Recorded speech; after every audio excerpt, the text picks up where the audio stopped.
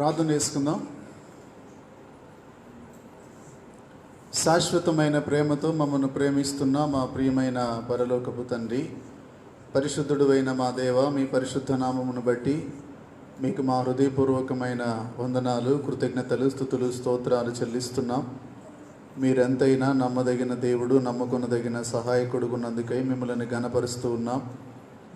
ఇదిగో ప్రభువా, ఈ దినమంతటి కొరకు వందనాలు. ఇంతవరకు మా ఆరాధనలో సహాయం చేస్తూ వచ్చారు. ఉదయకాలము ప్రారంభ ప్రార్థనలో నడిపించినందుకు మీకు స్తోత్రములు.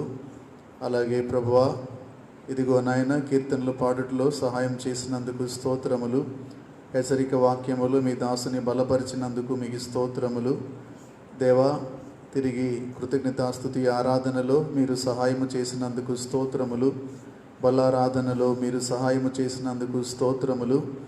ఇదిగో నాయన ప్రకటనల విషయంలో సహాయం చేసినందుకు మీకు స్తోత్రములు. అదేవిధంగా ఇదిగో నాయన మీ కనికరము కలిగిన హస్తాలకు దేవా ఉన్నపాటున ఈ సమయాన్ని అప్పగించుకుంటున్నాం. నీ ప్రజలు ఈ సేవ కొరకు విత్తబడిన ఈవులు జ్ఞాపకం చేసుకొని రెట్టింపు ఫలాలను వారికి దయచేయమని ప్రార్థన చేస్తున్నాం. కార్యం జరిగించండి నాయన. మీరే మీ ఆత్మ ద్వారా మీ నడిపింపు అనుగ్రహించుమని ప్రార్థన చేస్తున్నాం. ఈ సమయంలో మీ వాక్యము కొరకు ఎంతమంది వేచి ఉన్నారో నాకు తెలియదు. వారి హృదయాలు తెరిచి, మనోనేత్రములు తెరిచి సత్యవాక్యమును గ్రహించుటకు సహాయము చేయండి. ఇదిగో సర్వసత్యములోనికి నడిపించండి. సత్యమును గ్రహించిన ఎడల ఇదిగో నా తండ్రి దేవా, సత్యము స్వతంత్రులనుగా చేస్తుందని మీరు చెప్పారు. అటువంటి వాక్య సంబంధమైన స్వాతంత్ర్యముని బిడ్డలు పొందినట్లు మీ కార్యం జరిగించండి. అపవాది యొక్క ప్రతి విధమైన ఆంతర్యాలను దిగువ నాయన అంతరాయాలను యేసుక్రీస్తు నామములో లయపరచమని ప్రార్థిస్తున్నాం. మీ సన్నిధి మాతో ఉంచమని ప్రార్థిస్తున్నాం. మీరు మాట్లాడితే మా జీవితాలకు మేలు జరుగుతుంది, ప్రయోజనం చేకూరుతుంది. ప్రభువా, మనుషుల యొక్క తలంపును, మనుషుల యొక్క ఆలోచనను మీరు దూరపరచండి. బలహీనుడైన నీ సేవకుడు, నీ సహాయుడు ప్రభువా, మీ కనికరము లేకుండా ఏమీ చేయలేని వాడు జ్ఞాపకం చేసుకోండి. ప్రభువా, నీ మీద ఆధారపడుతున్నాము, సహాయము చేయండి. నీ పరిశుద్ధ పాదముల దగ్గర నిలబడి ఉన్నాము, కరుణించండి. నీ ప్రజల హృదయాలను ఎరిగిన దేవా, వారికి ఏ మాటలు అవసరమో ఆ మాటలు మీరు బయలుపరచండి. కార్యము జరిగించి సహాయము చేయమని నమ్మకమైన మీ చేతులకు ఉన్నపాటున మా ప్రాణాత్మ దేహాలు అప్పగించుకుంటూ బలహీనుడైన నీ సేవకుని నాయన మీరు బలపరచమని యేసుక్రీస్తు నామములో స్తోత్రము చెల్లించి ప్రార్థిస్తున్నాము తండ్రి. ఆమేన్. క్రీస్తునందు ప్రియమైన దేవుని సంగమ, దేవుని ప్రజలారా, ఈ యొక్క మాటలు మీరు జాగ్రత్తగా ఆలకించాలని ప్రేమతో నేను మనవి చేస్తున్నాను. యెషయా గ్రంథము మన వాగ్దాన సంబంధమైన వాక్యమును తిరిగి మనం జ్ఞాపకం చేసుకుందాం. యెషయా 66:5 వచనము, యెహోవా వాక్యమునకు భయపడు వారలారా, ఆయన మాట వినుడి. మిమ్మును ద్వేషించుచు నా నామమును బట్టి మిమ్మును త్రోసివేయి మీ స్వజనులు మీ సంతోషము మాకు కనబడినట్లు యెహోవా మహిమనందునుగాక అని చెప్పుదురు, వారే సిగ్గునందుదురు. చాలు. ఈ మాటను మనము నూతన సంవత్సరం నుంచి జ్ఞాపకం చేసుకుంటూ వస్తున్నాం. అయితే ఈ యొక్క మాట యొక్క సారాంశం ఏంటంటే, యెహోవా వాక్యమునకు భయపడు వారలారా అని చెప్పి ఈ మాట చదువుకున్నాం. దేవుని యొక్క వాక్యమునకు భయపడని వారు ఉన్నారు. వారి స్థితి ఈ లోకంలో ఏ రీతిగా ఉండబోతుందో కొంచెం వెనక్కి వెళ్ళి పైన 4 వచనం చదువుదా చూడండి. నేను పిలిచినప్పుడు ఉత్తరమిచ్చువాడొకడును లేకపోయెను, నేను మాట్లాడినప్పుడు వినువాడు ఒకడును లేకపోయెను. నా దృష్టికి చెడ్డదైన దాని చేసిరి, నాకిష్టము కాని దానిని కోరుకొనిరి. కావున నేనును వారిని మోసములో ముంచుదును, వారు భయపడు వాటిని వారి మీదికి రప్పించెదను. చాలు. ఈ భాగాన్ని మీరు బాగా అర్థం చేసుకోండి. సంఘ వాగ్దానము అనగులోనే ఓహో ఇదే కదా పోయినారం అంత ముందు వారు ఈయన ఇది వదిలిపెట్టేటట్లేడు పాస్టర్ గారు, ఈయన రెండోది రాదట్టుందని చెప్పి అనుకున్నట్టుగా ఉన్నారు కొంతమంది. ఆలోచించండి, ఈ భాగాన్ని మీరు కొంచెం మనసును పెట్టి ఆలకిస్తారని నేనైతే ఆశపడుతున్నా. దేవుడు అంటున్నాడు ఈ యెషయాతోటి, ఈ యొక్క అధ్యాయాన్ని జ్ఞాపకం చేసుకుంటే తన ఉన్నతమైన స్థితిని దేవుడు జ్ఞాపకం చేస్తున్నాడు. తన ఉన్నతమైన స్థితిని జ్ఞాపకం చేసుకుంటున్నాడు. యెషయాకు చెప్తున్నాడు, ఇది నేను మీకు చెప్పకముందు ఒక చిన్న విషయాన్ని జ్ఞాపకం చేయాలి. ఏంటంటే దైవజనులైనటువంటి భక్త్ సింగ్ గారి గురించి ఒక సాక్ష్యం విన్నాను నేను. ఏంటో సాక్ష్యం అంటే, ఆయన రక్షణ పొందిన కొత్తల్లో పరిశుద్ధాత్మను గుర్చినటువంటి అనేకమైనటువంటి ఆలోచనలు ఆయన హృదయంలో మెదులుతూ ఉన్నాయంట. పరిశుద్ధాత్మను పొందుట, దేవుని శక్తి చేత నింపబడుట, దేవుని శక్తి చేత వాడబడుట అంటే ఏంటి? కాబట్టి పరిశుద్ధాత్మ శక్తి ఇలాగుంటే ఇలా వస్తుంది, అలా వస్తుంది అని చెప్పనని చాలామంది చెప్తూ ఉంటే ఆయనకి చాలా కాలం అర్థం కాలేదట. ఒక దినమున అసలు ఈ గొడవలన్నీ ఎందుకు, దేవుణ్ణి అడుగుదామని చెప్పనని దేవుని సన్నిధిలో, అంటే వాళ్ళంటే రోజుల తరబడి ప్రార్థన చేసేవాళ్ళు, 24 గంటలు కూడా ప్రార్థన చేసేవాళ్ళు, మోకాళ్ళ మీద ఉండేవాళ్ళు. వాళ్ళు దేవుణ్ణి అడిగాడట. దేవుణ్ణి అడిగితే దేవుడు ఆయన చెప్పినటువంటి విషయం ఏంటంటే, దేవుడు ఆత్మ గనుక అన్న విషయం నీకు తెలుసా అన్నాడట. తెలుసు ప్రభు అన్నాడట. ఎందుకంటే స్వయంగా యేసు ప్రభు ఏం చెప్పాడు? దేవుడు ఆత్మ గనుక అన్నాడు కదా. ఆత్మ అని చెప్పానంటే దేవుడే ఆత్మ.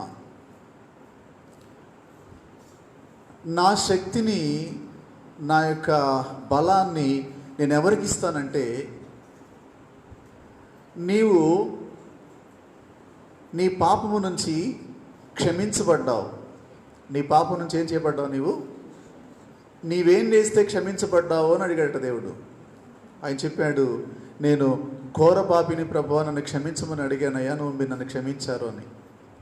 అంటే పాపుల్లోకెల్లా నేను ప్రధానమైన పాపిని అని నీవు ఒప్పుకున్నావు కనుక నువ్వేం చేయబడ్డావు? క్షమించబడ్డావు.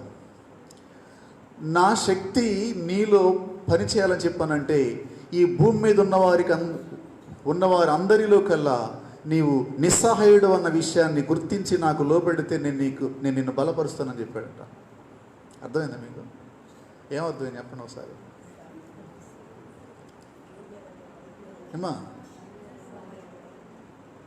భూమి మీద ఉన్నటువంటి వారిలో నేను బలహీనుడనయ్యా, నిస్సహాయుడును అన్న విషయాన్ని నీవు గుర్తించి నా మీద నువ్వు ఆధారపడితే, నా పాదాల దగ్గరికి వస్తే, నీవు ఎంత బలహీనుడు అని ఒప్పుకుంటావో అంత శక్తితో నేను నిన్ను నింపుతానని చెప్పాడట. ఆయనకు భారతదేశపు అపోస్తలుడని పేరు పెట్టారు. అంత గొప్ప సేవ చేశాడు. ఇప్పుడు పరిశుద్ధాత్మ అభిషేకం అంటే ఏమనుకుంటాం మనం? కొంతమంది ఏం చెప్తారు, ఆత్మ వచ్చినప్పుడు ఏదో కొన్ని మార్పులు జరుగుతూ ఉంటాయి అన్నమాట మన మాటల్లో, ఆలోచనలో. అది కాదు. ఆత్మను పొందిన వ్యక్తిలో మొదటిగా ప్రతిఫలించేటువంటిది ఆత్మ ఫలము. ఆత్మ ఫలం అంటే ప్రేమ, సమాధానం, మంచితనం, సంతోషం, సాత్వికం, ఆశా నిగ్రహం. ఈ లక్షణాలు కనపడతాయి ఎవరిలో? చెప్పాలి మీరు. ఆత్మను పొందిన వారిలో. అంటే ఆత్మ ఒక వ్యక్తిలోనికి ప్రవేశించినప్పుడు, తన శక్తితోటి నింపినప్పుడు, అర్థం చేసుకోండి, ఆ ఫలం అనేటువంటిది ప్రతిఫలిస్తుంది. అవి లేకుండా మనము ఏదో భాషలు మాట్లాడేసి, లేకపోతే అన్య భాషలు ఉన్నాయి, దేవదూతల భాషలు ఉన్నాయి, సంపూర్ణంగా నమ్ముతా నేను. కాకపోతే ఆ వ్యక్తిలో మొదట కనిపించాల్సింది ఏంటిది చెప్పండి? ఆత్మఫలము. దాంట్లో 9 లక్షణాలు ఉంటాయి. ఈ లక్షణాలు కనిపిస్తాయి. ఈ లక్షణాలు గనక నీలో ఉంటే, ఆత్మ నీలో గనక పనిచేస్తుంటే, నువ్వు సువార్త చెప్పకపోయినా కూడా నీవు జీవించే జీవిత విధానం అనేక మంది మీద ప్రభావాన్ని చూపిస్తుంది. నీకు తెలియదు. అది తెలియకుండా నీ దగ్గరికి వచ్చి 4 మాటలు విందామని కొంతమంది వస్తారు. నీతో ప్రార్థనకు రావాలని కొంతమంది ఇష్టపడతారు.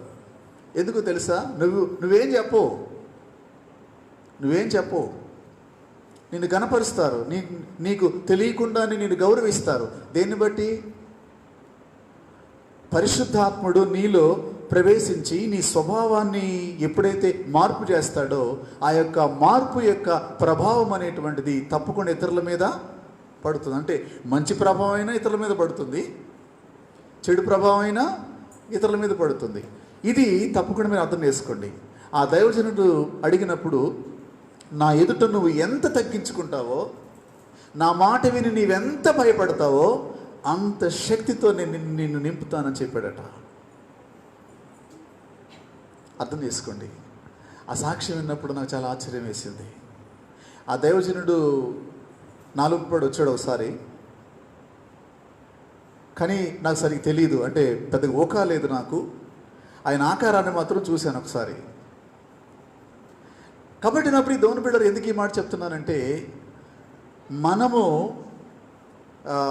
ఎప్పుడు దేవుని యొక్క కాపుదల్లో ఉంటాము, ఎప్పుడు దేవుని శక్తి చేత నింపబడతామంటే ఆయన ఎదుట మనం ఏం చెప్తాం? నేను అలాంటి దాన్ని కాదు, ఇలాంటి దాన్ని కాదు, ఇలాంటి వాడిని కాదు, అలాంటి వాడిని కాదు. మనం చేసే పని ఏం తెలిసిన కాడి నుంచి ఇదే మనకి. కానీ దేవుడు ఆయనకి ఏం చెప్పాడు?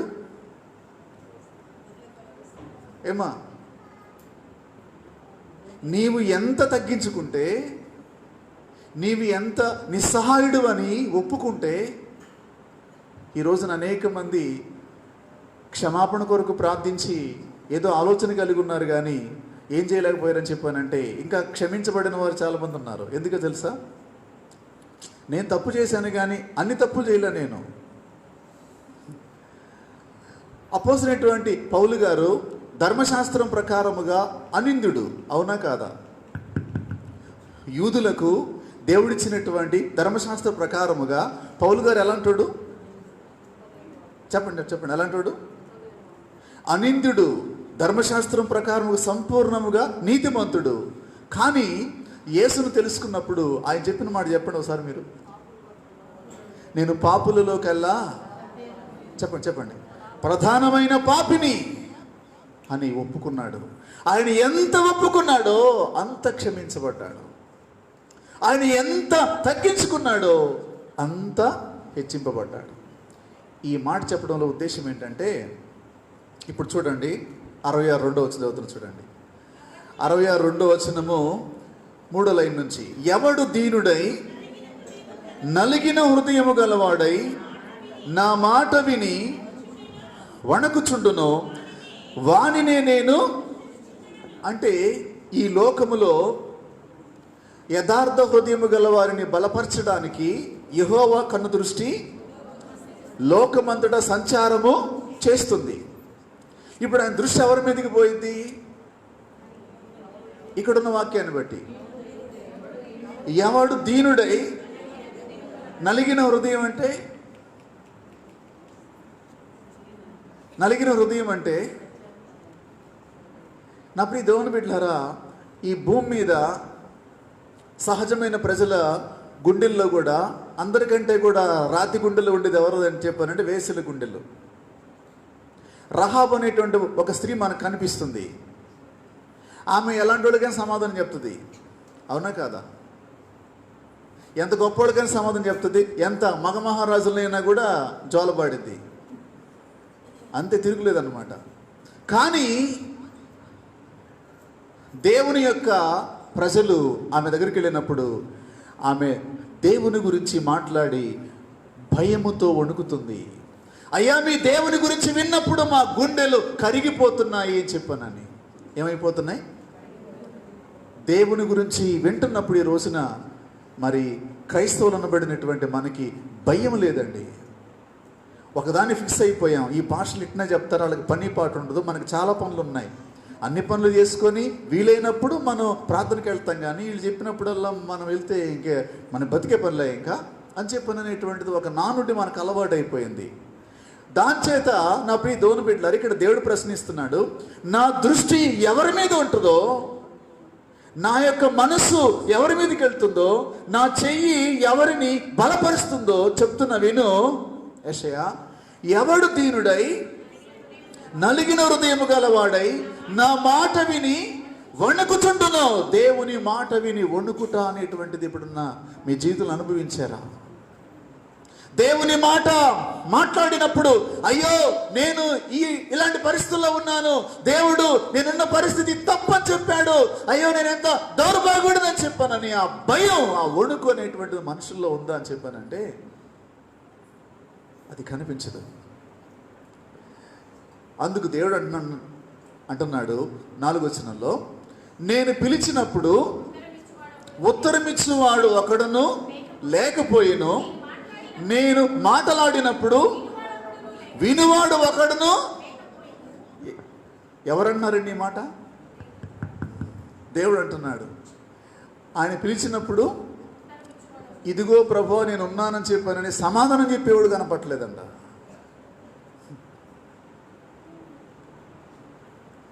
ఒకటో తరగతి పిల్లల కాడ నుంచి పీజీ అయిపోయిన దాకా టీచర్ గారు హాజరు పిలుస్తాడు, ఎస్ఆర్ అని చెప్పొద్దు, వచ్చని చూసుకోవాయి అంటే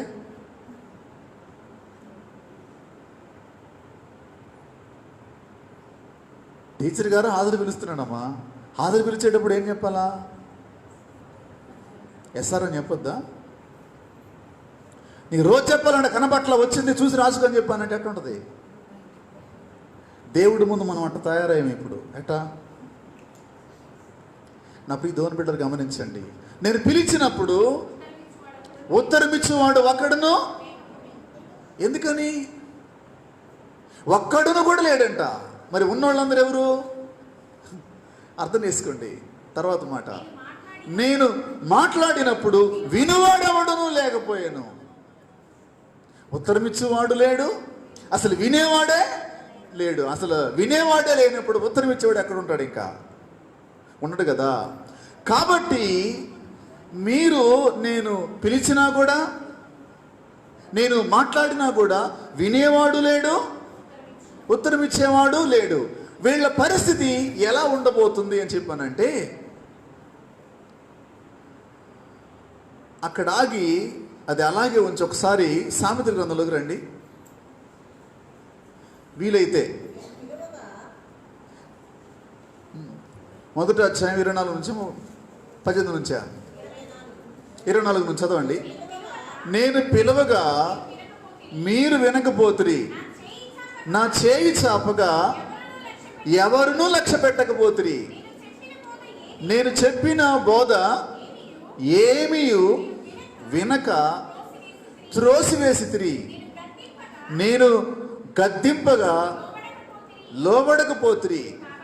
కాబట్టి మీకు అపాయము కలుగునప్పుడు నేను నవ్వేదను, మీకు భయము వచ్చినప్పుడు నేను అపహాస్యము చేసేదను. భయము మీ మీదికి తుఫాను వలె వచ్చినప్పుడు, సుడిగాలి వచ్చినట్లు మీకు అపాయము కలుగునప్పుడు, మీకు కష్టమును దుఃఖమును ప్రాప్తించినప్పుడు నేను అపహాస్యము చేసేదను. అప్పుడు వారు నన్ను గూర్చి మొరపెట్టుదురు గాని నేను ప్రత్యుత్తరం ఇయ్యకుందును, నన్ను శ్రద్ధగా వెతకెదురు గాని వారికి నేను అని దేవుడు స్పష్టంగా చెప్తున్నాడు. అందుకే చాలామంది దేవుడు ఆడుతూ ఉంటారన్నమాట. కొంతమంది ప్రార్థన చేసే వాళ్ళని దేవుడు ఆడుతూ ఉంటారు. జీవితకాలం అంతా కూడా మరి ఎట్టాకట్ట కలుసుకొని ఒక 10 ఏళ్ళు 20 ఏళ్ళు గట్టైనా కానీ ఆ పాస్టర్ గారి చేత ఒకసారి ప్రార్థన చేయించుకోవాలా, ఏమా పలానా చాటుకి వెళ్ళి ప్రార్థన చేయించుకోవాలా, లేకపోతే ఆడకపోయి రావాలా, ఏడకపోయి రావాలా, ఆడకపోయి రావాలని చెప్పానని తిరుగుతూ ఉంటారు. ఎందుకని? ఏమో అపాయాలు తప్పించుకోవడానికి. శ్రమ నుండి తప్పించుకోవడానికి. దేవుడు ఏమంటున్నాడంటే, నేను పిలిచా, మీరు వినలా. నేను మాట్లాడా, నా బోధ ఏం చేశారు మీరు? ఏమీ వినక, అంటే అసలు ఒక్క ముక్కు కూడా ఎక్కకుండా. ఆలోచించండి. ఈ మధ్య మీరేం అనుకోబాకండి, కోప్పడబాకండి. కుటుంబ ప్రార్థనల కాడ కూడేవారం పెద్ద సమస్య అయిపోయిందన్నమాట. దేవుని పనికి పెద్ద ఆటంకంగా మారిపోయింది. ఏంటిది? భోజన వ్యవహారం అన్నమాట. ఇప్పుడేం దేవుడేం మిమ్మల్ని దీవించా, ప్రార్థన పెట్టాలంటే భోజనం లేకుండా ఎట్టా? సరే, భోజనం పెట్టాలని చెప్పండి, సగం పల్లెని పిలవద్దా? పిలిస్తే ఏమవుతుంది? మీరు పిలిచిన రోజు వాళ్ళకేమో ఆ రోజు 7 గంటలకి ఆకలి అయింది. ఏమో మీరేం ఇంటికాడ తినబాగని చెబుతారు వాళ్ళకి.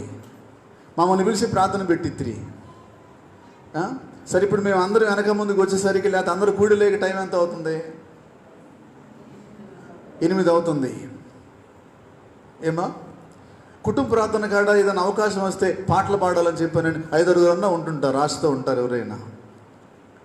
4-5 పాటలన్నా ఇస్తేనేమో 8:30, 9 అవుతున్నాయి. ఇక వాక్యం ఎప్పుడు చెప్పాలా? వాక్యం మొదలుపెట్టిన కాడ నుంచి గోడ పక్కన జాతర. ఎప్పుడు ముగిస్తారు? ఎప్పుడు ముగిస్తారు? ఏం చేయాలా? దేవుని కార్యం ఎలా జరుగుద్ది కుటుంబంలో? దేవుని యొక్క ప్రత్యక్షత ఎలాగా జరిగింది? అందుకే కుటుంబ ప్రార్థనల కాడికి 7 గంటలు మొదలు పెడతారు రమ్ముంటే మీరేమైనా కదులుతారా? మీరు కదలరు. మీరు ఆ టయానికే వస్తారు. ఇప్పుడు మనం ఇన్ని చేసి, ఇన్ని ఏర్పాటు చేసుకొని దేవుని యొక్క మాటకు మనం చోటు ఇవ్వకపోతే, ఆ యొక్క మాటకు మనం విలువనివ్వకపోతే, దేవుని యొక్క వాక్యము ప్రకటించబడకపోతే వాళ్ళు ఎట్లా వింటారో, విన్నటువంటి వారికి ఎలాగున్న వాళ్ళు ప్రార్థన చేస్తారో, వాళ్ళ జీవితంలో మార్పు ఎలా వస్తుంది? ప్రాసంగంలో పాటు కుటుంబ ప్రార్థన జరిగింది మొన్న.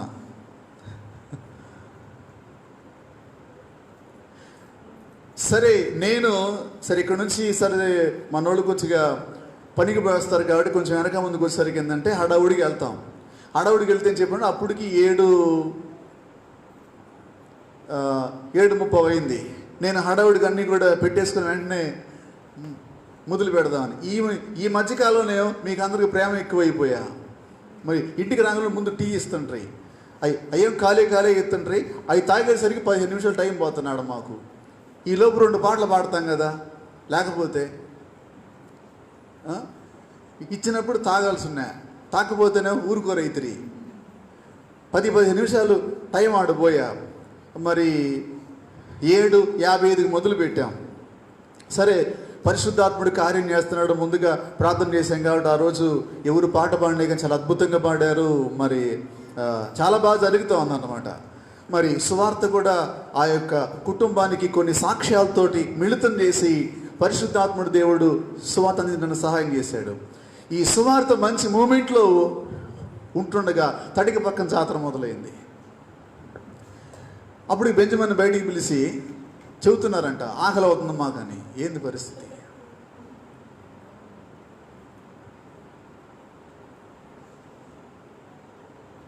ఇప్పుడు ఆ యొక్క ఇంటి వారి ఆత్మ సంబంధమైన ఆకలి తీర్చాలా, లేకపోతే వీళ్ళ ఆకలి తీర్చడానికి, ఇప్పుడు వాళ్ళ ఆకలి తీర్చడానికి నేను వాక్యం చెప్పాలా, వీళ్ళ ఆకలి తీర్చడానికి వాక్యం ముగించాలా? మీరే చెప్పండి. అంటే నన్ను అగ్ని పరీక్షలో పెడుతున్నారన్నమాట. కాబట్టి నా ప్రియ దేవుని బిడ్డలారా, ఎందుకోసం చెప్పానంటే, కుటుంబీకుల వారికి, ప్రార్థనకు వచ్చిన వారికి భోజనం పెట్టుకుంటే ఇబ్బంది లేదు, ఎందుకంటే వాళ్ళు ఎట్టా ఉంటారు కాబట్టి. ఇతరులను పిలిస్తే వాళ్ళకి దేవుని ప్రేమ ఏమో తెలియదు కాబట్టి వాళ్ళు చేసేటువంటిది, ఇప్పుడు ఎవడి గోల వాడిదైన ప్రోగ్రామ్స్ ఉండేయలేవా? ఎవడి గోల వాడిది. కాబట్టి ఇలాంటి విషయాల్లో మనము ఆలోచన చేయాలి, అర్థం చేసుకోండి. అందుకోసం కుటుంబ ప్రార్థనలకు సాధ్యమైనంత వరకు మీరు 7, 7:15, 7:30 కల్లా మీరు అటెండ్ అవ్వండి. 9 గంటలకల్లా మరి ముగిస్తాం. అప్పటికన్నా ఇప్పుడు అక్కడ ఎన్ని గంటలు ముగించాం అనుకున్నా? 9:30కే ముగించింది. 9:30కి వాళ్ళ కడుపుల్లో పందికొక్కులు పడ్డాయో లేకపోతే ఎలికలు పడ్డాయో ఏమి తొవ్వేసినాయో తెలియదు నాకు. 9:30కి ఏమైపోయిద్దండి? విడిగానేమో భార్యలు పిలుస్తున్నా కానీ బజార్లో కూర్చొని వత్తన మీరు తిరిగి పడుకోండి అంటారు. ప్రార్థన పెట్టినప్పుడే వీళ్ళకి అంతలా నిందుకు ఆగలేదు అర్థం కాదు. మరి ఉదయం నుంచి ఉపవాసం ఉంటారని తెలియదు నాకు. ఏమనుకోవాకండి లైవ్లో ఉండేవాళ్ళు కూడా. నా ప్రియ దేవుని బిడ్డలారా, దేనికి సంగతి చెప్తున్నానంటే మన జీవితంలో మనం అర్థం చేసుకోవాలి. దేవుని వాక్యానికి అని అంటున్నాడు, నా మాట వినేవాడు ఎవడూ లేడు. దీని ఇంకో మాట కలపవచ్చు అన్నమాట, యాంటీగా తినేవాడు తప్ప. దేవునికి మహిమ కలుగును గాక. అర్థం చేసుకోండి, నా మాట వినేవాడు ఎవడో లేడు. అయితే నా ప్రియ దేవుని సంగమా, ఇక్కడ చూడండి, దేవునితో మనం సంబంధము లేకుండా బ్రతుకుతున్నప్పుడు యెషయా 66:4 ఉన్నాము. ఇప్పుడు వాళ్ళు ఏమంటున్నారంటే, దేవుడు ఏమంటున్నాడంటే, నా దృష్టికి చెడ్డ దానిని చేసిరి, నాకు ఇష్టము కాని దానిని కోరుకొనిరి. అంటే ప్రజలు ఏం చేస్తున్నారు? ఏమా, ఆయన దృష్టికి చెడ్డదైన దాన్ని చేస్తున్నారు, ఆయనకి ఇష్టము కాని దానిని కోరుకుంటున్నారు. అందుకే ఆయన మాట వింటలేదు, అందుకే ఆయన మాటను వినడం లేదు.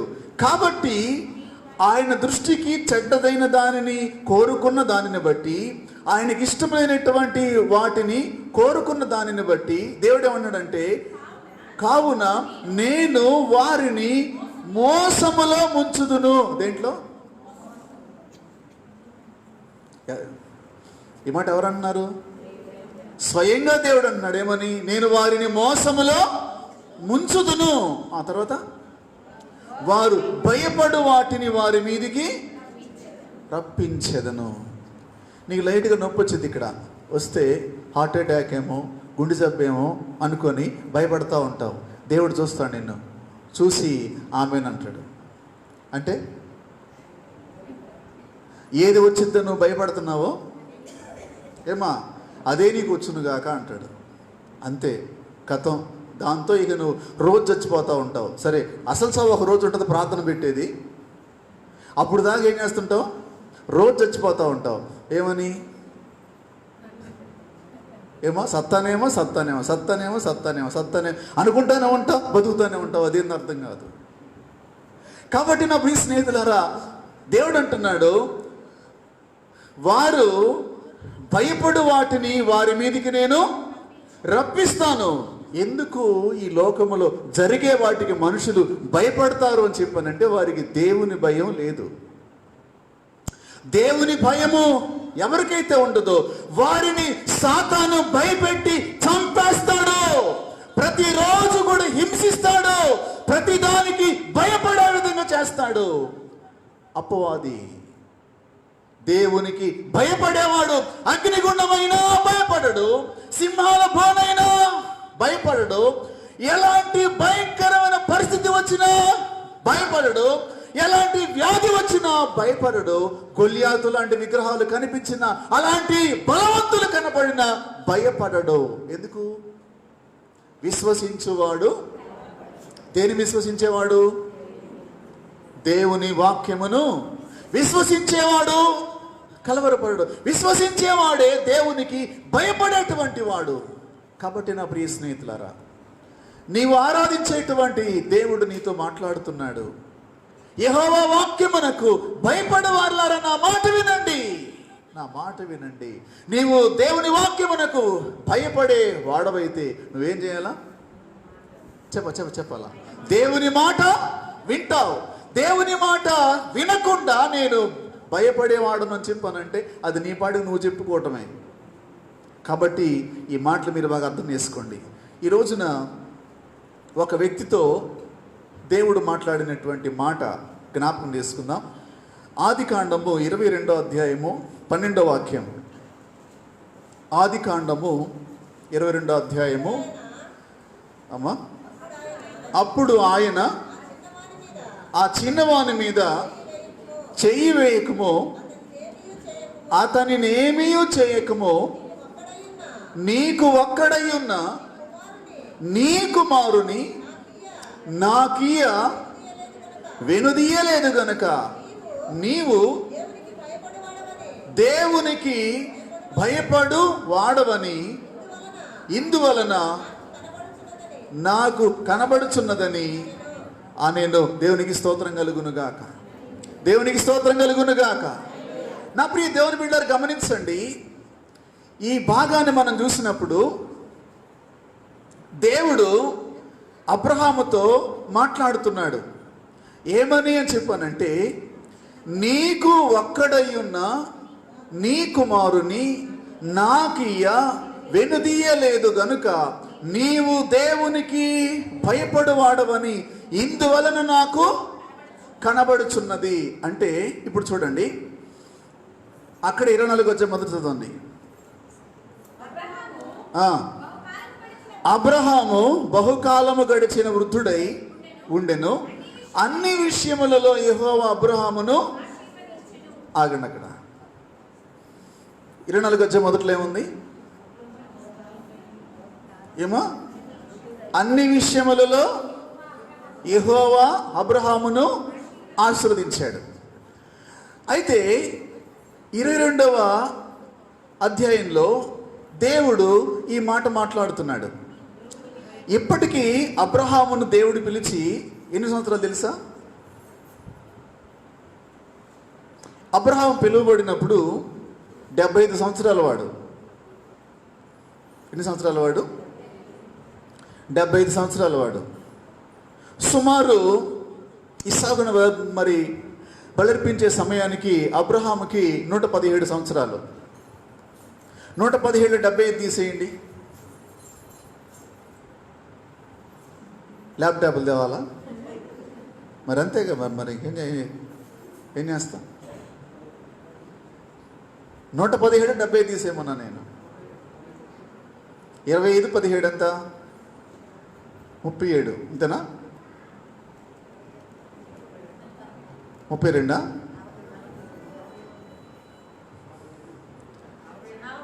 ఎవరు తక్కువ లేరు, డిగ్రీలు పీజీలు.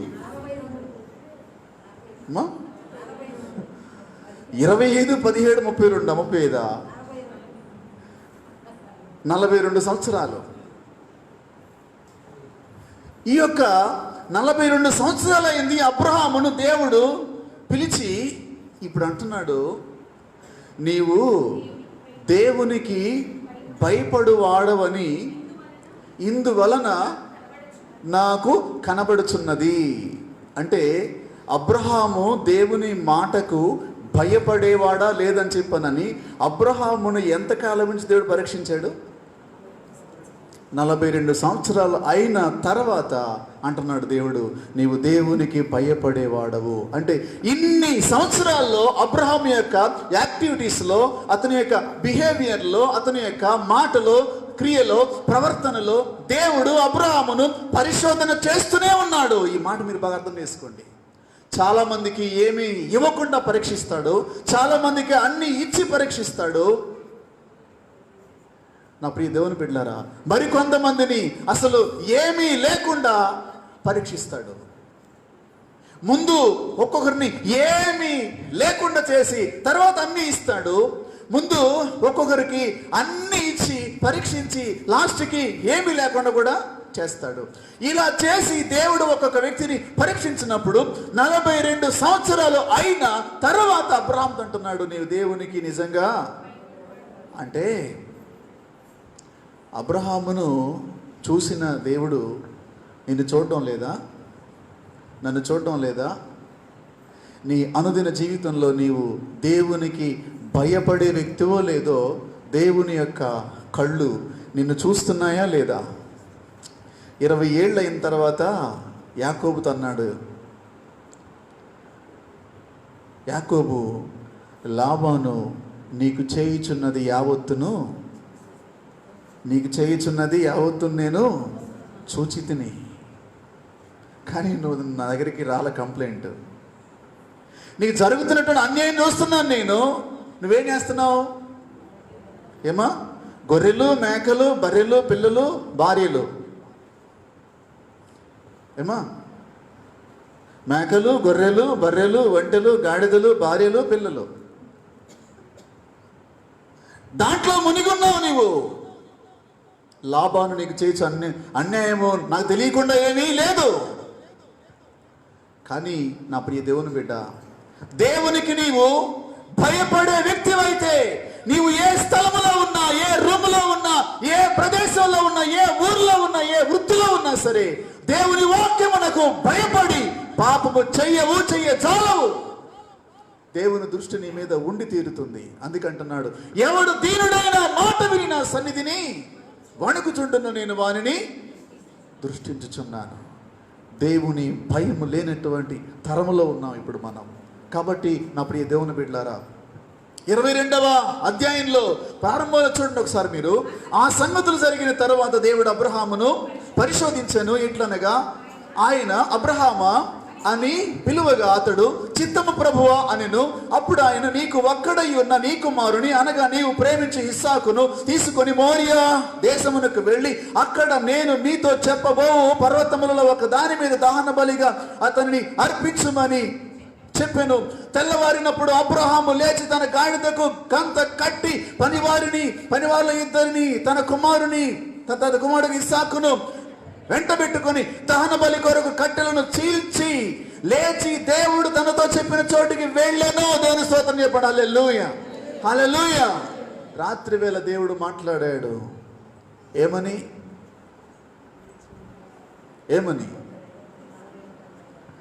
అబ్రహాం అని పిలిచాడంట. అబ్రహాం ఏమన్నాడు? చిత్తం ప్రభువా అన్నాడట. ఏం లేదు, చిన్న పని ఉంది నీతోటి అన్నాడు. చెప్పండి ప్రభువా. నీకు ఒక్కడే కదా కొడుకు అన్నాడు. అవును ప్రభువా. మరి అతను నువ్వు బాగా ప్రేమిస్తున్నావు కదా అన్నాడు. అవును ప్రభువా, నాకు అంతకంటే ఏముంది, లేక పుట్టాడు, ప్రేమిస్తున్నానని చెప్పాను. అయితే నువ్వు పని చేయాలయా అన్నాడు. ఏంటి ప్రభువా అని చెప్పానంటే, నీవు ప్రేమించు, నీ ముద్దు కుమారుడైన ఇస్సాకును నాకు దహన బలిగా అర్పించాలి అన్నాడు. ఎలా అర్పించాలి? అమ్మలు, అక్కలు వినండి, ఎలా అర్పించాలి? దహన బలిగా అర్పించాలి అన్నాడు. ఎక్కడ? మోరియా దేశానికి వెళ్ళాలి, 3 రోజుల ప్రయాణం. అక్కడికి వెళ్ళి ఆ పర్వతం మీద నేను చూపించేటువంటి ఒక శిఖరం మీద నీ కుమారుని నాకు దహన బలిగా అర్పించమని చెప్పాడు. తెల్లవారినప్పుడు అబ్రహాము లేచి, స్తోత్రం చెప్పండి, హల్లెలూయా, హల్లెలూయా. ఎప్పుడు లేచాడు? రాత్రి వేళ దేవుడు మాట్లాడాడు. తెల్లవారి వేకువని లేచి కట్టెలు తెప్పించి పేళ్ళేసి కట్టి తన కుమారుని యొక్క నెత్తి మీద పెట్టి పనివారిని తీసుకొని, గాడిదని తీసుకొని, నిప్పు తీసుకొని, కత్తి తీసుకొని బయలుదేరాడు. ఎక్కడికి? ఏమా? దేవుడు తనతో చెప్పిన చోటికి వెళ్ళాడు. ఎప్పుడు వెళ్ళాడు? ఏమా? అబ్రహాము జీవితాన్ని ఎక్కడైనా మీరు చూడండి, దేవుడు ఈ రాత్రి మాట్లాడాడని చెప్పానంటే ఉదయాన్ని దాన్ని అమలు చేస్తాడు ఆయన. అంటే ఇప్పుడు అబ్రహాములో ఏముంది? చెప్పండి. దేవుని మాటకు భయపడటం అంటే ఏంటి చెప్పండి. ఇప్పుడు మీరు లోబడే సంగతి తర్వాతే. ఎప్పుడు లోబడాలి? ఎప్పుడు వినాలి? ఏమో ఈరోజు చెప్పిన మాటకి ఈ సంవత్సరం అంతా ఆలోచన చేసుకొని వచ్చే సంవత్సరం సీజన్ అయిన తర్వాత ఇప్పుడు దేవుని మాట లోబడాలన్న విషయం ఎంత చెప్తున్నారు, బాగానే ఉంది. ఎప్పుడు లోబడాలంటున్నాను నేను.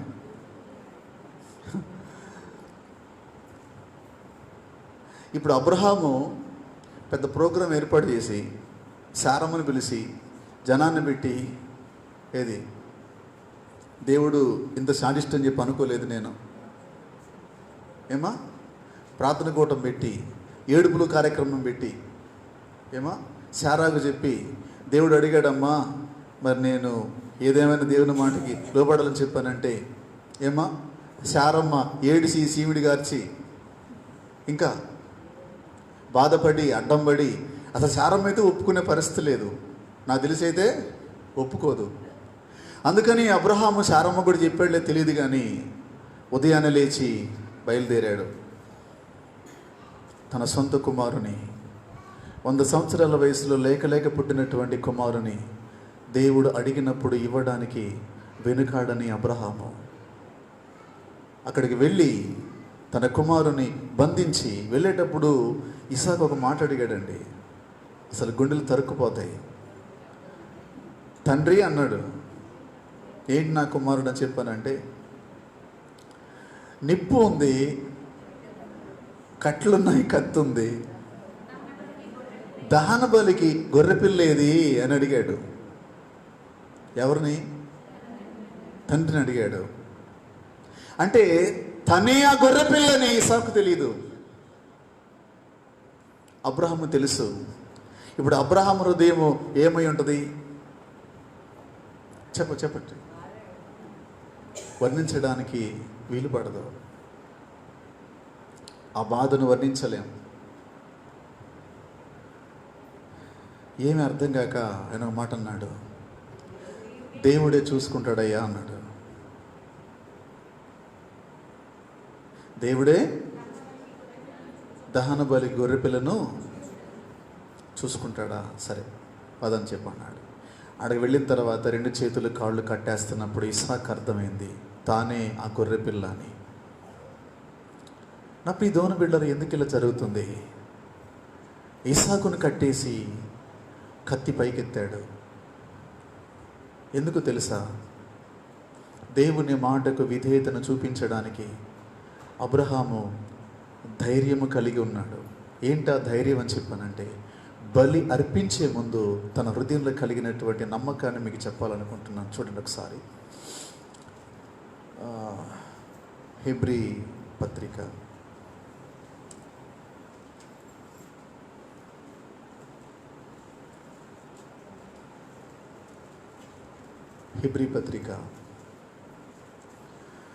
11వ అధ్యాయము 17 నుంచి చదువుతున్న చూడండి. అబ్రహాము శోధింపబడి విశ్వాసమును బట్టి ఇస్సాకును బలిగా అర్పించెను. ఎవడు ఆ వాగ్దానములు సంతోషముతో అంగీకరించెనో, ఇస్సాకు వలనైనది నీ సంతానం అనబడును అని ఎవనితో చెప్పబడినో, ఆ అబ్రహాము మృతులను సహితము లేపుటకు దేవుడు శక్తిమంతుడని ఎంచిన వాడై తన ఏక కుమారుని అర్పించి ఉపమాన రూపముగా అతని మృతుల్లో నుండి మరలా దేవుని మాటకు విధేయతను చూపించేటప్పుడు అబ్రహాము హృదయంలో ఏముంది? మాట్లాడు. దేవుడు అడిగాడు, ఇస్సాకుని బలిగా చంపేస్తాను నేను, కానీ నా వాగ్దానం అడగబోయింది. అర్థమవుతాం మీకు? అబ్రహాము విశ్వాసం ఏంటి? నీ సంతానమును గొప్పవారిగా చేస్తానని అబ్రహాముకి ఏముంది? వాగ్దానం ఉంది కదా. వాగ్దానం అట్లుంటుండగా ఈ శోధన వచ్చింది. ఇప్పుడు ఇస్సాకును అర్పించేటప్పుడు అబ్రహాం ఏమనుకుంటున్నాడు? చెప్పండి. ఏమనుకుంటున్నాడు అబ్రహాము? అంటే నేను అర్పిస్తాను, దేవుడు నా కుమారుని బూడిదలో నుంచి తిరిగి లేపు నాకు ఇవ్వగలడు. దేవుని స్తోత్రం కలుగును గాక. నా కుమారుని చంపి దహన బలి చేస్తాను, దహనమైపోయిన బూడిదలో నుంచి నా కుమారుని దేవుడు తిరిగి నాకు ఇవ్వగలడు. ఆ రేంజ్లో ఉందండి ఆయన విశ్వాసం. మృతులను సహితము లేపుటకు దేవుడు శక్తిమంతుడని. ఈరోజు నీవేమనుకుంటున్నావు దేవుని గురించి? దేవుని పక్కన పెట్టి నీ జీవితం కొనసాగిస్తున్నావు. ప్రార్థన జీవితం నిర్లక్ష్యం చేసి నీ జీవితం కొనసాగిస్తున్నావేమో. నా ప్రియ దేవుని బిడ్డ, దేవుడు ఎంత శక్తిమంతుడో నీవు తెలుసుకుంటే ఆ శక్తి మీద నువ్వు ఆధారపడతావు, ఆ శక్తి మీద నువ్వు డిపెండ్ అవుతావు.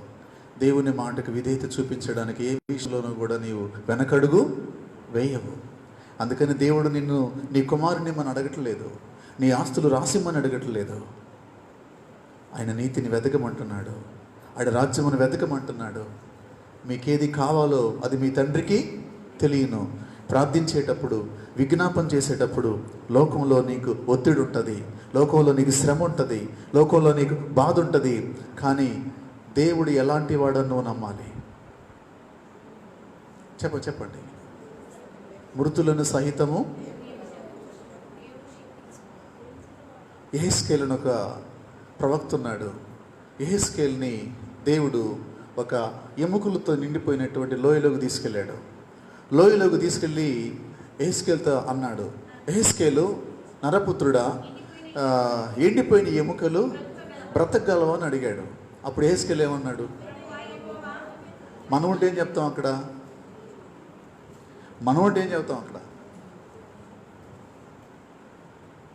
నేనుంటే ఏం చేసేవాడిని అంటే, ప్రభు నీకు అసలు తలకాయ ఉందేమన్నా, ఎండిపోయినటువంటి ఎముకలు ఎలాగా బ్రతుకుతాయి అని చెప్పానని అనేవాడిని, మూర్ఖుడిని కాబట్టి. యెహెజ్కేలు ఏమన్నా తెలుసమ్మా? ప్రభువా యెహోవా అది నీకే తెలియదయ్యా నాకు అన్నాడు.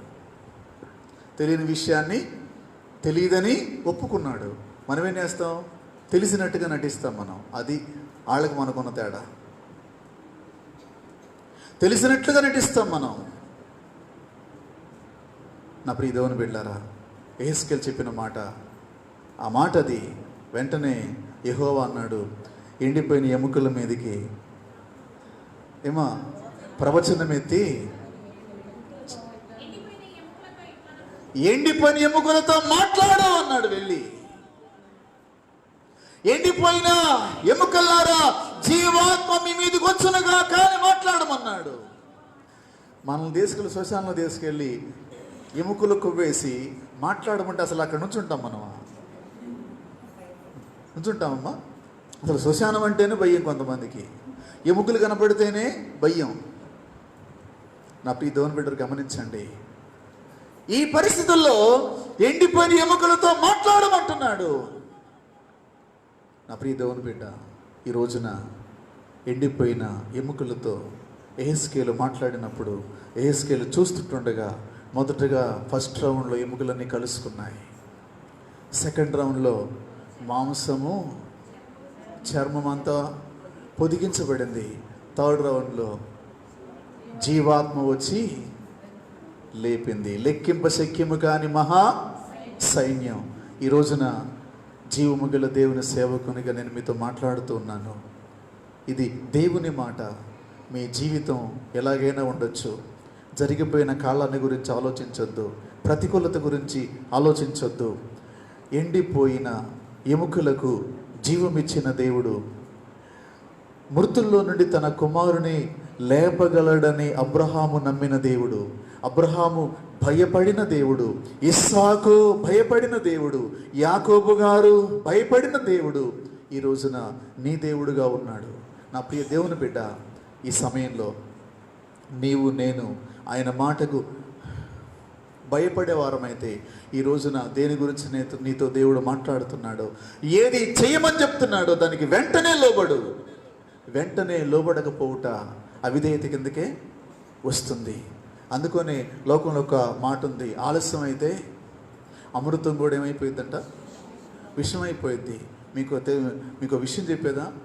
లోతును ఏ పర్వతానికి వెళ్ళమని దేవుడు చెప్పాడో తర్వాత లోతు ఆ పర్వతానికే వెళ్ళాడు. తెలుసా మీకు? ఏ పర్వతానికి వెళ్ళమని దేవుడు చెప్పాడో ముందే వెళ్ళనన్నాడు. లాస్ట్కి ఆడికి వెళ్ళాడు, అక్కడికి వెళ్ళాడు. ఏం జరిగింది? చెప్పినప్పుడు వెళితే దేవుని కాపుదల ఉండేది, చెప్పనప్పుడు వెళ్ళాడు. మోషే మీరు యుద్ధానికి వెళ్ళండి బయలుదేరనన్నప్పుడేమో ఏడిసి గగ్గోలు పెట్టి రాళ్ళు తీసుకొని లేశారు వాళ్ళు.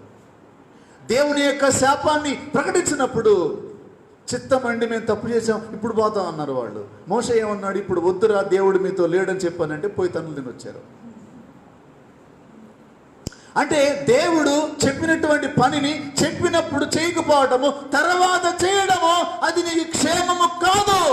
ఈ సంగతిని అర్థం చేసుకో నా ప్రియ దేవుని బిడ్డ. ఎందుకంటే నేను ఎక్కువగా మాట్లాడడం లేదు ఈ రోజున. ఈ మాట మీరు అర్థం చేసుకోండి. దేవుని మాటకు మనము విధేయతను చూపిద్దాం. ఈరోజు నీ పరిస్థితి ఎండిపోయిన ఎముకల్లో ఉందో నాకు తెలియదు, ఎలా ఉందో నాకు తెలియదు. దేవుని మాటకు లోబడేదానికి నీ వెనక తల వంచితే దేవుడు నీ పక్షముగా నీతో నిన్ను ఎంత తగ్గించుకొని, అయ్యా నీవే నాకు దిక్కు, నీవే నా ఆశ్రయము, నీవే నాకు ఆధారము, నీవే నా జీవితానికి ఏదైనా చేయాలి, నీవు తప్ప నాకు ఎలాంటి ఆధారం లేదని కనుక నువ్వు చెప్పగలిగితే దేవుడు నీ పక్షంగా గొప్ప కార్యం చేస్తాడు. తలలు వంచుదాం, మోకరించుదాం. ఎవ్వరు లేరు నాకు ఇలలో, ఎవ్వరు లేరు నాకు ఇలలో, ఆదరణ నీవేగా, ఆనందము నీవేగా, ఆదరణ నీవేగా, ఆనందము నీవేగా. సర్వోన్నతుడా నీవే నాకు ఆశ్రయ దుర్గము, ఎవ్వరు లేరు నాకు ఇలలో, ఎవ్వరు లేరు నాకు ఇలలో, ఆదరణ నీవేగా, ఆనందము నీవేగా, ఆదరణ నీవేగా, ఆనందము నీవేగా. ప్రార్థన చేద్దాం. ఎవరి పాటికి వాళ్ళు ఒక 2 నిమిషాలు ప్రార్థన చేయండి. దేవుడు నీ మొర వినడానికి చేతులు చాపి నిలబడి ఉన్నాడు. లోబడనులని ప్రజల వైపు దేవుడు దినమల్లా చేతులు చాపుతున్నాడు. నా ప్రియ దేవుని బిడ్డ, నీ స్థితిని మార్చగలిగిన దేవుడు ఆయనే, నీ బ్రతుకును మార్చగలిగిన దేవుడు ఆయనే. నటించడము మానివేస్తే మంచిది. దేవుని ఎదుట పగిలిన హృదయంతో బతిమాలుకుంటే మంచిది. నీ రేపుకు రూపునిచ్చేవాడు ఆయన, పరిశుద్ధాత్మ శక్తితో నిన్ను బలపరిచేవాడు ఆయన. మూసివేయబడినటువంటి ద్వారములు నీ కొరకు తెరిచేవాడు ఆయన. ఇత్తడి తలుపులు పగలగొట్టదని, ఇనప గడ్డలు విరగొడతానని చెప్పాడు దేవుడు. నీ కోసం ఆయన గొప్ప కార్యములు చేస్తాడు. నీ కోసం ఆయన అద్భుతమైనటువంటి కార్యములు చేస్తాడు. నా ప్రియ దేవుని బిడ్డ, దేవుని మాటకు భయపడే హృదయం నీకుందా? దేవుని మాటను గౌరవిస్తున్నావా? దేవునితో సరైనటువంటి సావాసాన్ని కలిగి ఉంటున్నావా?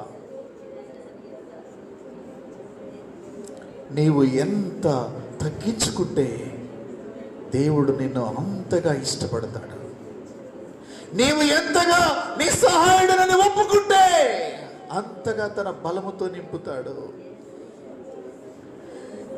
నీవుగాక నాకెవరున్నారయ్యా, నీవే నా తల్లివి తండ్రివి, నాకు ఎవరు లేరు ప్రభు అని చెప్పి భక్తులు దేవుని మీద ఆధారపడినప్పుడు వారిని తల్లిలా లాలించాడు, తండ్రిలా ఆదరించాడు. నా ప్రియ దేవుని బిడ్డ, ఒక 2 నిమిషాలు ప్రార్థన చేసుకుందాం.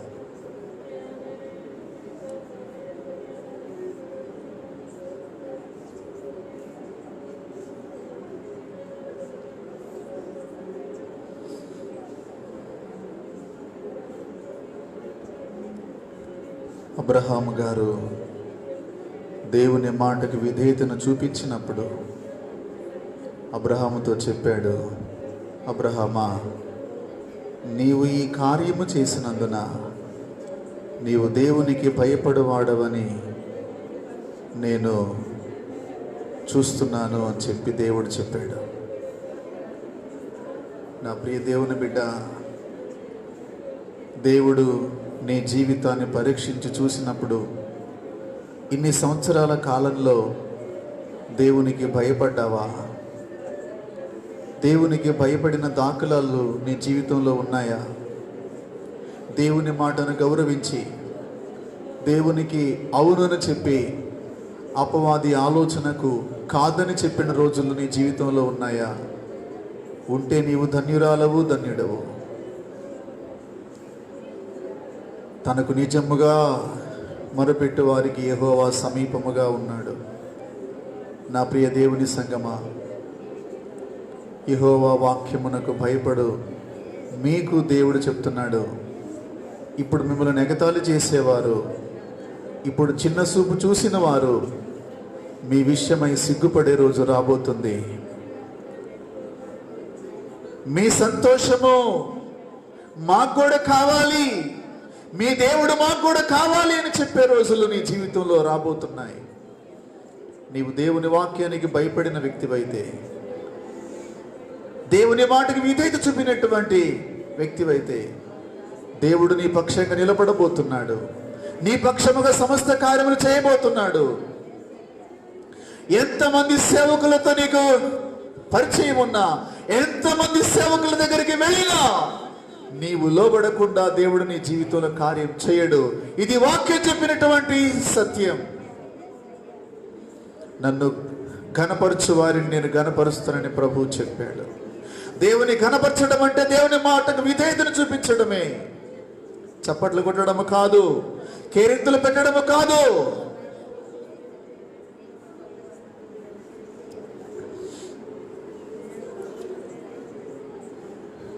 శాశ్వతమైన ప్రేమతో మమ్మను ప్రేమిస్తున్న మా ప్రియమైన పరలోకపు తండ్రి, పరిశుద్ధుడైన మా దేవ, మీకు స్తోత్రాలు చెల్లిస్తున్నాను తండ్రి.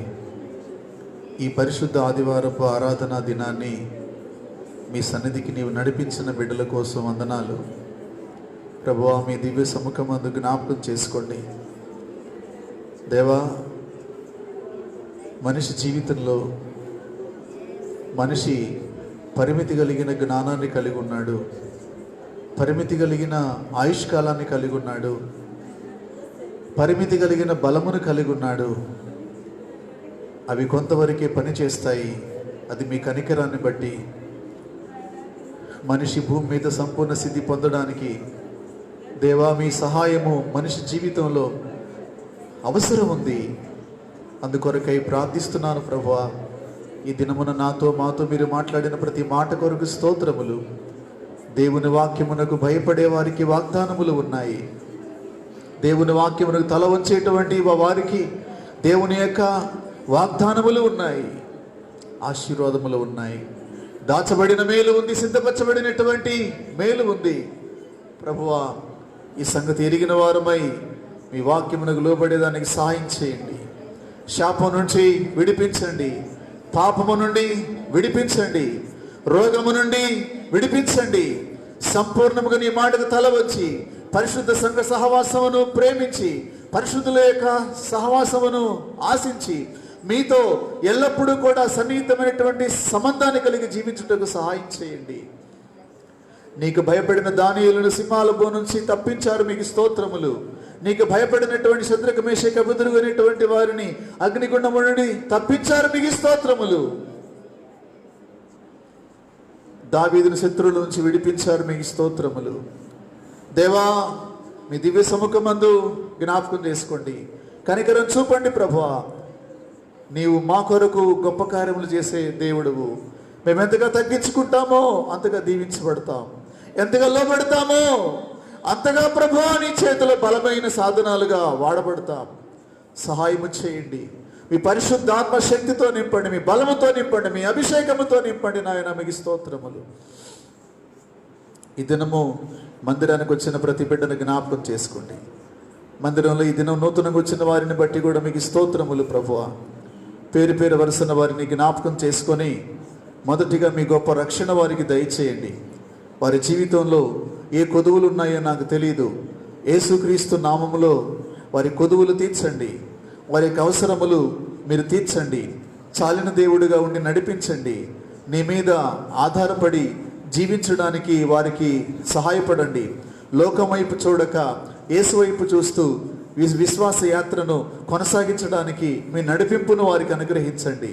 తిరిగి నా ప్రభువా, ఇదిగో మందిరంలో అనేక మంది పగిలిన హృదయాలు కలిగి ఉన్నారు.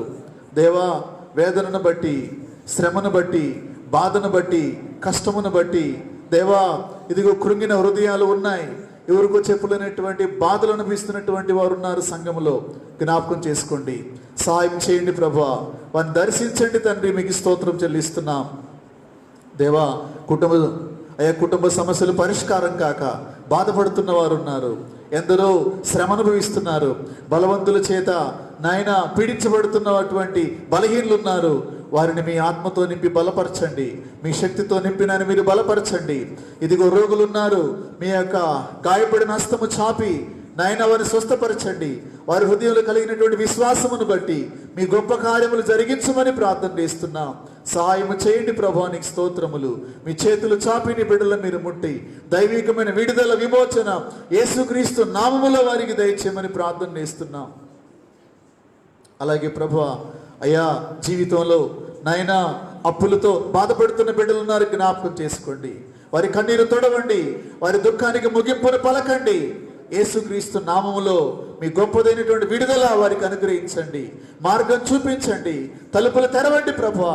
అపవాది కట్టినటువంటి కట్లు యేసు నామములో తెగిపోనట్లు సహాయము చేయండి. నీ బిడ్డల పక్షంగా మీ గొప్ప కార్యములు చేయండి ప్రభువా. ఎవరు ఏ బంధకాలలో హింస పొందుతున్నారో, శ్రమ అనుభవిస్తున్నారో, నీ బిడ్డల యొక్క ప్రతి వారి యొక్క కన్నీరు మీరు తొడవండి, మీ కార్యములు చేయండి ప్రభువా. సంఘములో యవనస్తుల కొరకు ప్రార్థిస్తున్నా, చిన్నపిల్లల కొరకు ప్రార్థిస్తున్నా, వారి చదువులో సహాయపడండి. బాల్యము నుండి బలవంతుని చేతుల్లోని బాణముల వలె వాళ్ళు క్షేమాభివృద్ధి పొందుటకు సహాయం చేయండి. ఈ రీతిగా మీ నడిపింపు అనుగ్రహించవలసిందిగా ప్రార్థన చేస్తున్నాం. మీరే మీ అభిషేకముతో నింపండి. సంఘముందు అడుగుపెట్టిన ప్రతి బిడ్డను జ్ఞాపకం చేసుకోండి. ఆయా ప్రాంతాల నుంచి వచ్చారు, ప్రతి ఒక్కరిని కూడా జ్ఞాపకం చేసుకోండి. నిశ్చయముగా మీ దీవెన అనుగ్రహించండి, మహిమ పొందండి. దేవా, ఈ దినం నాతో మీరు మాట్లాడినందుకు స్తోత్రములు. మీ వాక్యమునకు పరిపూర్ణంగా విధేయత చూపించడానికి ప్రతి క్షణము కూడా మీ సన్నిధిని నాతో ఉంచండి. అందరికీ బోధించిన తరువాత ప్రభువా, నేను భ్రష్టుడనైపోకుండా నన్ను గద్దించండి, శిక్షించండి, సరిచేయండి. నీకు ఇష్టమైన పాత్రగా సిద్ధపరచండి ప్రభువా. నేను కేవలము బలహీనుడను, వట్టివాడను ప్రభువా. మీరే మీ అభిషేకముతో నింపండి. మీ కృపను బట్టి నాయన నీ ప్రజలకు సేవ చేయడానికి మీరు ఇచ్చిన భాగ్యమును బట్టి స్తోత్రములు. దేవా, దేని గురించి ప్రకటిస్తున్నానో అదే వాక్య ప్రకారం జీవించడానికి దినదినో నాయన మీ కృపనివ్వండి. దేవా, అలా చేయనప్పుడు ఈ జీవితం నాకు అవసరం లేదు ప్రభువా, నన్ను క్షమించమని ప్రార్థన చేస్తున్నా. వాక్యానుసారమైన జీవితం దేని గురించి ప్రకటిస్తున్నానో ఆ వాక్య ప్రకారం అనుదిన జీవితంలో కొనసాగుటకు నాకు శక్తినివ్వండి, నడిపించండి. అలాగనే సంఘ బిడ్డలందరికీ సహాయపడండి. దేని గురించి వింటున్నారో ఆ మాటకి వెంటనే లోబడే హృదయాలు వారికి కూడా మీరు దయచేయండి. దేవా, మీరు అక్కడ సమీపిస్తూ ఉంది, లోకం అంతరించిపోబోతుంది. సంపూర్ణ విధేయతను మీరు దయచేసి మహిమ పొందండి. యేసుక్రీస్తు వారి కనికరము కలిగిన జాలి కలిగిన నామములో ఈ ప్రార్థన అడిగి పొంది ఉన్నాము తండ్రి, ఆమేన్. పరలోకమందున్న మా తండ్రి, నీ నామం పరిశుద్ధపరచబడును గాక, నీ రాజ్యం వచ్చును గాక, నీ చిత్తం పరలోకము నెరవేర్చినట్లు భూమి మీద నెరవేరును గాక. నేడు మనదిన ఆహారం దినదిన మాకు దయచేయి. మెడల అపరాధం చేసిన వారు మేము క్షమించిన ప్రకారం మా అపరాధను క్షమించము. శోధంలోనికి తెక్క దుష్టును తప్పించము. రాజ్యము, బలము, శక్తి, మహిమ నిరంతరము నీవై ఉన్నావు తండ్రి, ఆమేన్. తండ్రి అయిన దేవుని ప్రేమ, యేసుక్రీస్తు ప్రభు వారి కృప, పరిశుద్ధాత్మ దేవుని సన్నిధి మనందరికీ తోడై నివర్ధులు చేసి నడిపించును గాక. ఆమేన్, ఆమేన్. ప్రభు నామనందరికీ వందనాలు. అది క్యాలెండర్ స్టీమ్ అని చెప్పి లేదుగా, మీరు తాళం ఇక్కడ పెట్టారు.